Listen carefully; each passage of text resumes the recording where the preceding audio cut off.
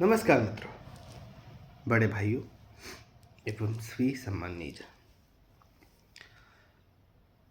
हम आपका हमारी दूसरी वीडियो में स्वागत है। पिछली बार हमने जो प्रश्न पूछे थे उसके अभी तो किसी के द्वारा उत्तर नहीं आए, क्योंकि इतने लोगों ने शायद देखा ही नहीं है। फिर भी हम 3 और प्रश्न लेके आपके सामने आए, जिसमें हमारा पहला प्रश्न है कि समय है क्या।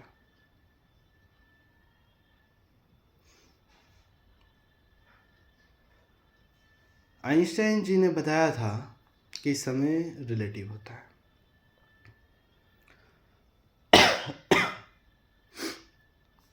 समय रिलेटिव होता है, मैं मानता हूँ, पर आप एक बात सोचिए, एक बात का उत्तर दीजिएगा।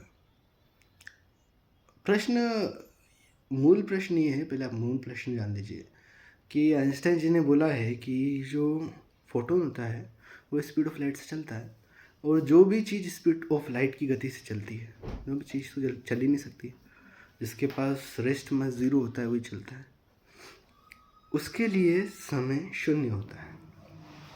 इधर बहुत सारे तर्क होते हैं, जिनमें से बहुत से तर्कों को अमान्य माना जाता है, पर मुझे एक बात बताइए।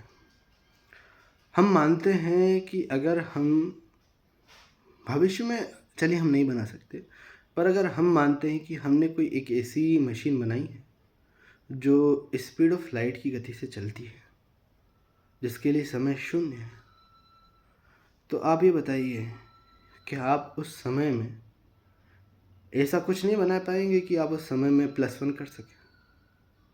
आप एक को जोड़ नहीं सकते उस समय में। क्या उस समय भी आप समय की गणना नहीं करेंगे? आप तो कर सकते हैं, आपकी बुद्धि कर सकती है।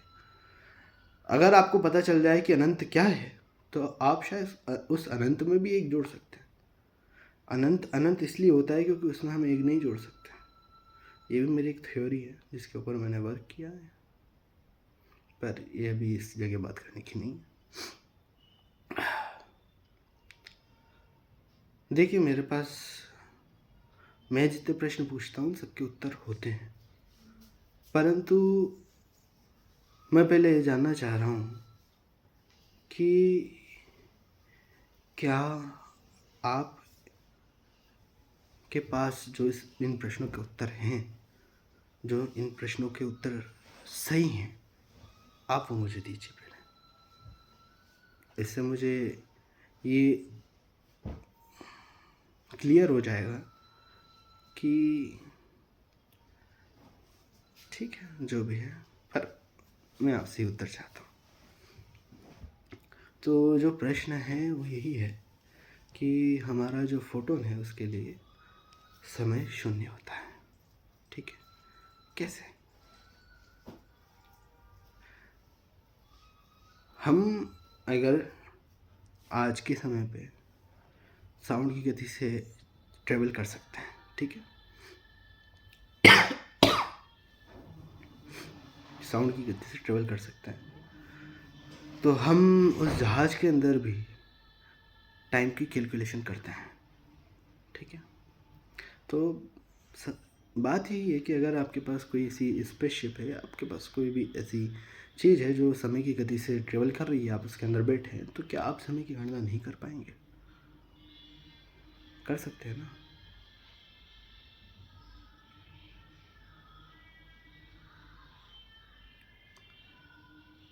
और नहीं कर पाएंगे तो क्यों? कोई कारण? स्पीड ऑफ लाइट की गति के लिए समय सेकंड में नहीं तोला जाएगा, वो सेकंड में लगभग शून्य के पास जाएगा, परंतु उस समय की भी कोई यूनिट निकलेगी, क्योंकि हमारा मस्तिष्क सिर्फ एक अनंत में ही एक और को नहीं जोड़ सकता, बाकी वो हर चीज़ में एक और को जोड़ सकता है।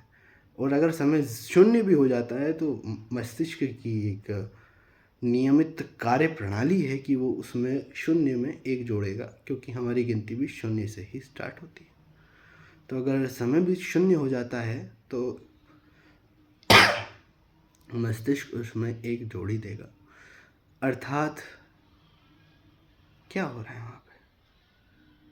क्या समय सच में शून्य है? पहला प्रश्न।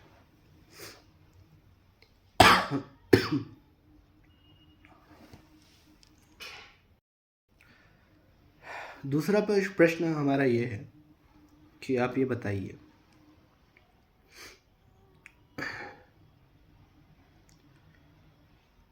कि जो इलेक्ट्रिसिटी है वो एक्चुअली में है क्या? फ्लो ऑफ चार्जेस को करंट बोला जाता है, इलेक्ट्रिसिटी इलेक्ट्रॉन के फ्लो को बोला जाता है, ठीक है। एक धारा में चलता है, ऐसा मुझे पता है, ऐसा मैंने पढ़ा है। मैंने जितना पढ़ा उसमें एक बात बोली जाती है कि असल में इलेक्ट्रिसिटी क्या है ये हमें नहीं पता। हम उसके गुण को जानते हैं, हमने उसी गुण से उसकी परिभाषा दी, क्योंकि किसी भी चीज़ का गुण जानना एक आसान कार्य होता है, क्योंकि वो कार्य कर रहा है, पर वो स्वयं क्या है ये जानना थोड़ा मुश्किल होता है। इसी प्रकार ये भी प्रश्न है, हो सकता है बेतुका लगे, पर इलेक्ट्रिसिटी असल में है क्या? देखिए, मैं जो प्रश्न पूछ रहा हूँ वो ऐसे ही नहीं पूछ रहा हूँ। मैंने उन सभी प्रश्नों का एक उत्तर खोजने की बहुत कोशिश की है, और कुछ उत्तर मेरे को मिले भी हैं जो बहुत हद तक, मतलब 99% तक उसका आंसर देते हैं। 1% तो किसी भी चीज़ का कोई भी उत्तर नहीं दे सकता, और जो दे सकता है उसे कुछ लोग मानते हैं, कुछ नहीं मानते हैं, ठीक है। पर वो है, ये तो एक सत्य बात है, इसे कोई झुटला नहीं सकता, ठीक है। हम वो विषय नहीं, विषय से भटक गए। इलेक्ट्रिसिटी है क्या, ये हमारा दूसरा प्रश्न है। देखिए, मैंने निकाला है, इसलिए मैं आपसे पूछ रहा हूँ, ताकि जब मैं इस चीज़ को बताऊँ, इन सब के उत्तर दूँ, तो उस उत्तर में कोई भी अस्पष्टता ना हो। नहीं तो आप बोलेंगे कि देखो ऐसे ही बोल दिया। बहुत सी चीज़ें ऐसी होती हैं जो एक समय पे समझ में नहीं आती, पर जब आप इन प्रश्नों को सोचेंगे अपनी गहराई से, और फिर आप जब मेरे उत्तर देखेंगे, तो शायद, मुझे लगता है, आपको इस बात का एहसास होगा कि असल में ये प्रश्नों के सही उत्तर हैं।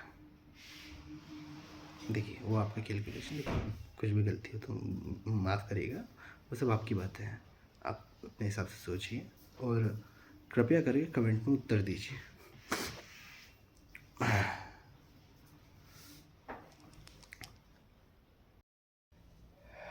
हमारा तीसरा प्रश्न है, व्हाट इज़ ग्रेविटी?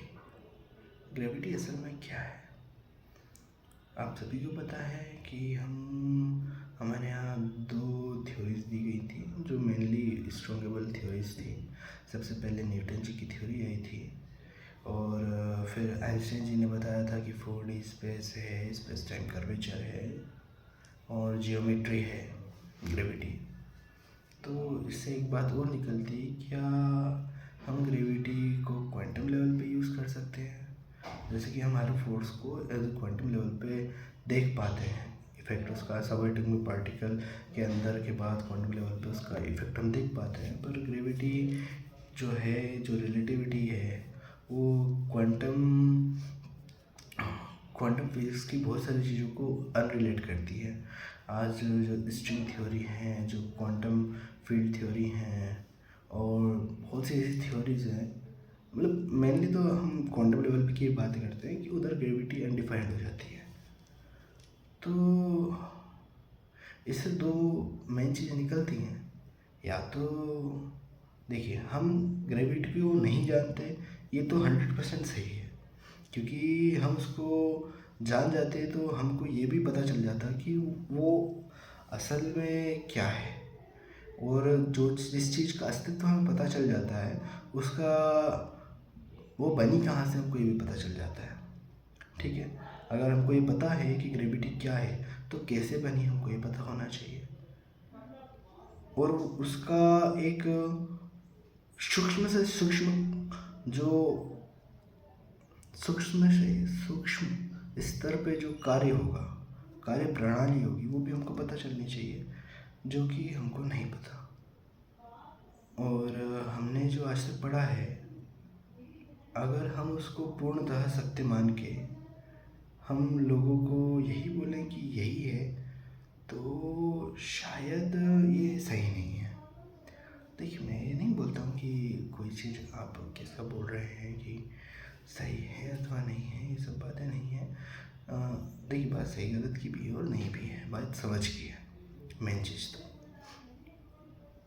बात ये है कि हम ये समझाने में या ये समझने में असमर्थ हैं।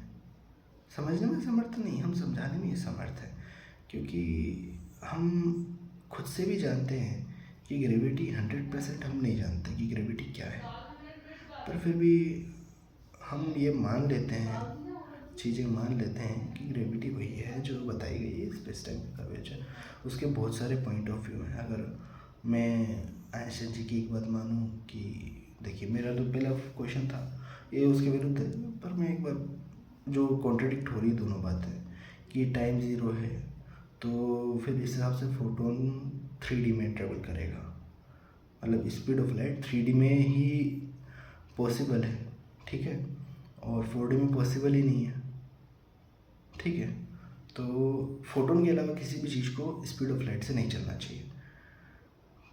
पर हमने देखा है कि जो न्यूट्रिनो है वो लगभग स्पीड ऑफ लाइट से चलता है, ये हमको पता है, जैसे गोस्ट पार्टिकल बोलते हैं।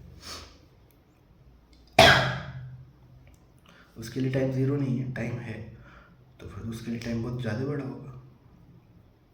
छोटा नहीं होना चाहिए ना, ज़ीरो कैसे, देखिए आप, क्योंकि उसके लिए भी स्पेस टाइम वो भी 3D में ट्रेवल कर रहा है। पर एक ग्रेविटेशनल फोर्स फोटोन को खींचता भी है, ग्रेविटी फोटोन पर अप्लाई भी होती है, खींच भी रही है, 3D भी है। अब मतलब बात देखिए, 3D में है, 4D में तो है ही नहीं, तो ग्रेविटी तो उसके लिए पॉसिबल ही नहीं है ना। ग्रेविटी भी 4D में होती है, उसके लिए 4D एग्जिस्ट नहीं करता। अब उसके लिए हम टाइम मान लेते हैं कि उसके लिए टाइम है, जैसा कि मैं बोलता हूँ कि उसके लिए कुछ टाइम होना चाहिए। ठीक है, भले वो माइक्रो सेकेंड्स में, मतलब माइक्रो सेकेंड नहीं, बहुत छोटा। ठीक है, अब टाइम हमने मान लिया, इसलिए ग्रेविटी उस पर एक्ट करती है, ये भी हमने मान लिया। अब फिर एक और सवाल आता है कि अगर ग्रेविटी फोटोन पे भी रिएक्ट कर रही है तो हम उसे क्वांटम लेवल पे यूज़ भी नहीं कर पाते हैं, तो फिर क्या हम ग्रेविटी को क्वांटम में भी यूज़ कर सकते हैं? इसका जो जवाब आता है वो नहीं आता है, क्योंकि हम नहीं कर पाते हैं। ये दोनों चीज़ें अलग अलग चीज़ों को बताती हैं।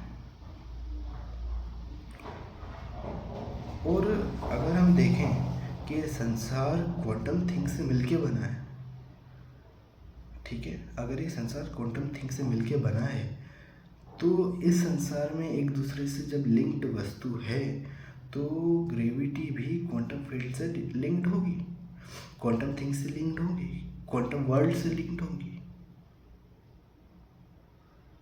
पर अगर वो नहीं है, मतलब हमको ग्रेविटी क्या है ये पता नहीं है, और हमें,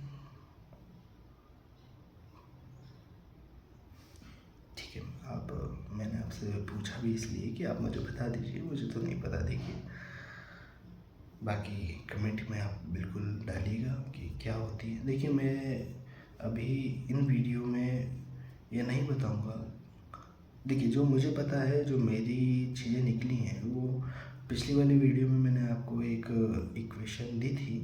वो इक्वेशन की एक झलक ही दी थी। उस इक्वेशन के द्वारा बहुत सी चीज़ें, जितने मैंने अभी तक सवाल पूछे हैं, उन सवालों का 90% आंसर वो अकेली चीज़ दे देती है। पर इन केस हम इस विषय में आगे बात करेंगे, ज़्यादा बात करेंगे, वीडियो बहुत लंबी हो जाएगी। और दूसरी बात है कि पहले मैं चाहता हूँ कि आप लोग मुझको उत्तर दें, ताकि मैं जान पाऊँ कि कहीं मैं कुछ गलत तो नहीं सोच रहा, या मेरी कोई विचारधारा में कोई गड़बड़ तो नहीं है। देखिए, वो अगर हमको कोई ऐसी चीज़ देखनी है जो सत्य है, तो वो सबके नज़रिए से एक जैसी हो पाएगी। अर्थात जो सत्य होता है ना, वो सत्य होता है। उसमें किसी का नज़रिया मायने नहीं रखता कि वो नज़रिया कैसा है, क्योंकि उसका भी नज़रिया उसको सत्य मानता है, और सत्य सत्य होता है।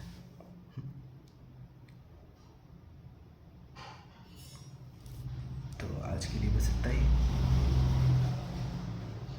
मिलते हैं अगली वीडियो में कुछ नए प्रश्नों के साथ, कुछ नई चीज़ों के साथ। प्लीज़ कमेंट कीजिएगा अपने आंसर्स, और अगर कुछ भी त्रुटि हुई हो तो उसके लिए क्षमा कीजिएगा। धन्यवाद।